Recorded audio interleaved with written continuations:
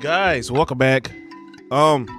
Since we had got the good news about the Steam Machine, it actually kind of rumbled a couple jungles. Now, this is something that came on my timeline. I just want to conversate about it. Should we have physical media for PC games? Now that we kind of getting into the digital world with 2026 having a huge amount of digital stuff that come into the new gaming world, should it be a way we can get physical media when it comes down to PC games, since it looked like we might be going into the PC era? But this video came across my timeline and I wanted to check it out. I made physical media for my PC games and we're gonna see what he do, and then maybe this might be something that we might do too. So let's check it out. Big boxes were a staple of PC gaming in the early 90s and early 2000s. Yes, sir. They were My mom had that. Smaller DVD Mama! cases, and then these were replaced in the digital era with a license, with terms and conditions. I am altering the deal. Pray I don't alter it any further. I really like displaying the media I own, whether it's vinyls or Blu-rays. With PC gaming, you don't really get that as much these days, so I really miss these big boxes. So the plan is to make a collection of miniature versions of these retro artifacts with some modern features. Inside, there'll be an NFC tag that, once scanned, will launch the game on the PC, along with an SD card containing installation files where available. Whoa, wait a minute. Here's how it's all going to work. Beside the TV, I'll have an NFC reader where the game boxes are tapped and scanned. Then, using a program called HasAgent installed on the computer, I can create launch game buttons. HasAgent is going to send these buttons to Home Assistant, an open source home automation platform. In Home Assistant, I'll set up an automation. When Game A NFC tag is scanned, press the Launch Game A button. Big boxes never had a standard size, so I'm going to use this Sims box as a reference. I'm using TemplateMaker.nl to make these boxes. Initially I made one around 1/6 of the size, however it was looking a bit thin, so I increased the width until I was happy. The final dimensions were 62.5 by 22 by 75. If you use the site, there's a link to buy the guy a coffee. I used Launchbox's game database for the box art and started putting together the designs in Photoshop. There was a little bit of cropping, adding the logo to the spine, and extending some of the images to cover the sides, using Photoshop tools like Content Aware, Clone Stamp, and the new AI Slop button. Yo, that's tough, bro. After finishing Oh, wait, that's tough. He did a good video. He did Cyberpunk. That's tough, bro. I got the printer out the cupboard, but unfortunately it wasn't up to the task. Upon discovering a new ink cartridge is about the same price as a printer, I did have a wee huff, and I ended up going to the local print shop. I cut them to size and glued them onto some thick card. After cutting them out, I folded them using the table edge and a steel rule.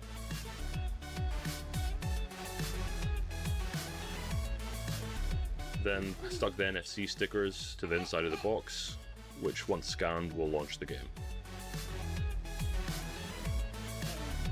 I was happy with the final results. My folding method wasn't perfect for alignment and it also caused some cracking, but I'll just pretend it was intentional aging. Is honestly with the NFC reader, I actually like that. And then all he really need to do is just pretty much clean up the box, and this actually would be a good idea because like those little boxes are really small enough for you can have it like on a little shelf and you have multiple, because everybody, like when it comes out to like PC, people got like 200 plus titles on the Steam library. So for the NFC reader, I was planning on just buying this one from Odono. However, it was out of stock at the time. Thankfully, it's open source, so I followed the GitHub, bought the components and soldered them together, flashed the firmware, and got it connected to Home Assistant. Here I'm testing it with the lamp behind me. All looked good, so I printed the case for it and jammed it in. Nice. 3D printed the case, the SD card. Next, I designed some SD card labels. Okay. Cutting these out wasn't very fun, so I should have bought some dedicated template paper. Oh, okay. That's another. Now for an SD card holder I can slide into the box. Found this model on printables, but it didn't really work out for my use case. I did pinch the handle though. Then I used this model and placed it inside a box on Tinkercad.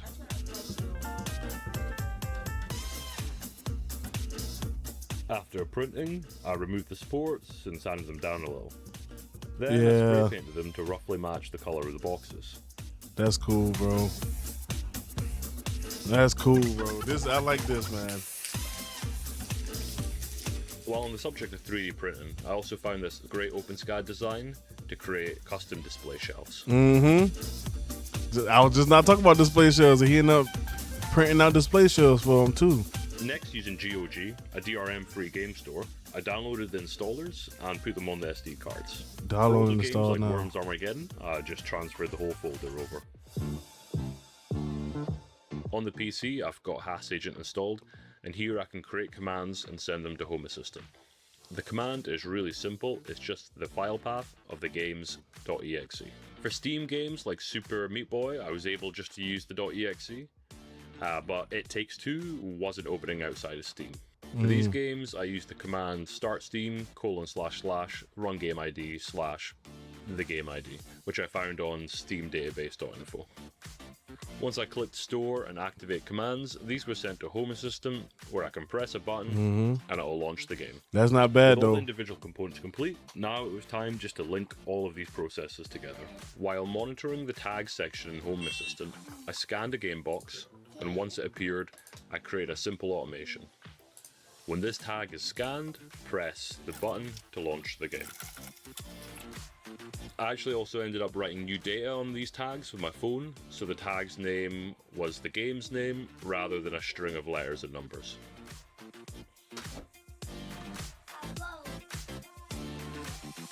Here's my first test of scanning the game. Cuphead took a while to launch, but it got there eventually.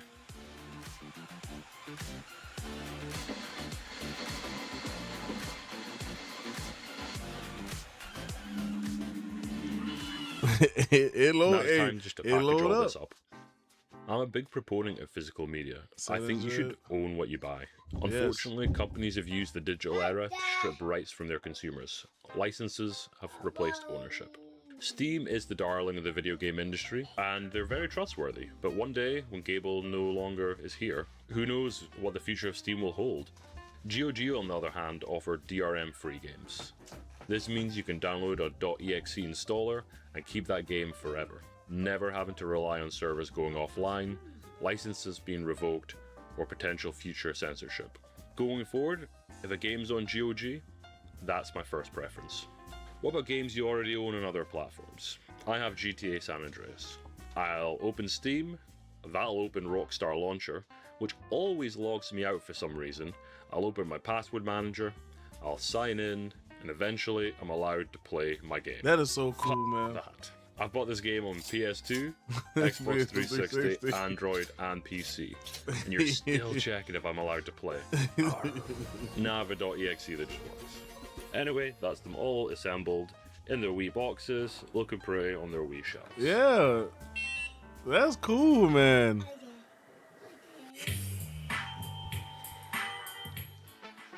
As a bonus, I also stuck some NFC tags to some old floppy disks. These shut down the computer, close all the windows, and this one opens Steam for the games I haven't converted to boxes. Also, since I already have all the buttons in Home Assistant, I did make a custom page launcher using picture entity cards.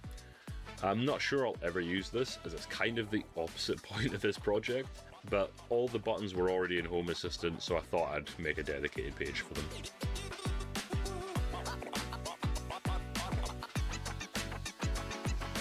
Yeah. And that's it, wee big boxes.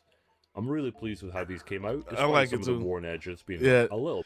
Yeah, but it only looked like that because he was physically trying to make it as he was putting it together. But overall, it's a really cool design, and it's a cool project that I might have to indulge in. I might have to look into maybe doing this, man, because it's actually pretty cool, and it's something different to do, messing with the 3D printer on top of learning how to do the NFT tag. So bit on the rough side. I like having these out on display. The digital era is great for minimalists, but some of us like having stuff. We like having things on our walls and shelves that show off our personality. As a PC gamer, it is getting near impossible to obtain a physical copy, but I like this as a compromise. I just like having physical media, and compared to endless scrolling on a screen, it's immensely more satisfying handling something tangible, something real. Hangs on toes. Hey, bro.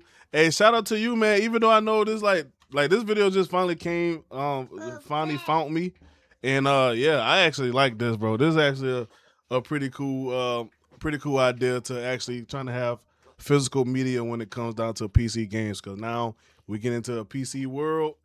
It's gonna be a whole digital life. So this is cool, guys. Let me know how y'all feel about this, man. This might be a little project that I might do down the line. I like this. But make sure y'all check out the other videos, and I'll see y'all guys in the next one. Peace.